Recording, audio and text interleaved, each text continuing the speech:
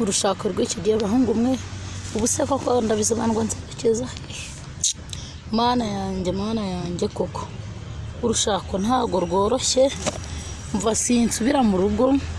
ndicara muri bino bihuru wenda Imana irantabara rwose mva se ntago nasubira mu cyaro pe se ndajya mu rugo subuko ko mbabwira ngo iki ntago mva hano hantu ndicara hano wenda sindi bubura umugira neza wenda akanjyana no kuma akazi ko mu rugo se ukunda bigenza nte umugabo arampemukira arantaye ubuse ko twari twarasizanye ko tuzabana mu byago no mu bibi none nkaba mbuze urubyara akaba ntaye ubu koko aragira ngo mbigenze nte koko ubuse basi yihangana Imana ntiyari kuzadutabara ubuse nderekezayo bahungu nderekezayo koko nta n'umugira neza uri kunyuraho ngo basi ndebe ko yamfasha abantu bose bari kugenda bigendera usenyira umurima we naza ntanyirukana ndabigira nte bahungu mwe uko ko ndabigenza nte mimi nagorwa ubu imyaka ine koko ubuse Imana yanjye kuki wanaye koko kuki watumye nsenya urugo rwanjye ubwo kuki utamaye urubyaro koko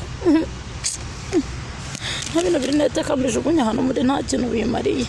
ubuse maze iki koko n'ubu kagafurumba bantanye koko ndabigira nte koko ibintu byanjye byose arabigumanye ubuse tuzamarira iki undi se ubundi ajyayo ubuse ndakurayo n'akazi ko mu rugo bazi baba bahungu mwe mbega agahinda baba we kuruhira ku isi we ubuse iyo naba napfaga nkanavaho ubuse ibikoko ntibiri bundire hano se nyir'inzu we ntabwo ari bunyirukane mana we urushako rubi mana yanjye abagabo batabasha kwihangana ubuse kuki we yaba atabyara wari kumva ari njye utabyara ubuse kuki yaba atabyara urushako rubi yewe ntakunda ariko ntakundi kanihangana ntegereza Imana wenda arabintabara ubuse nkora iki koko ndi kumuhamagara na telefone nayifate mu rugo sinajyayo mama sinanamuhinguka mu maso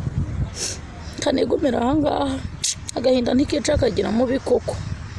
nakundi ariko icyo nzi cyo Imana izamuhana Imana izamuhora ibyo yakoze Imana izamuhana pe kanituriza